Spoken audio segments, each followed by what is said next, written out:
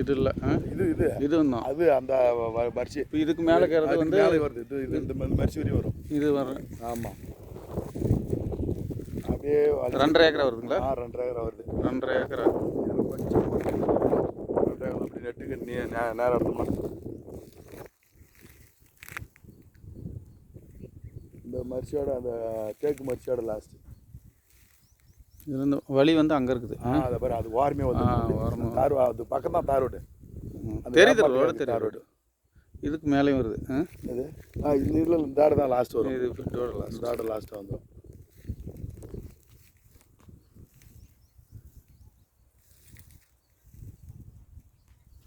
அது கீழே இறக்கி வரையும்.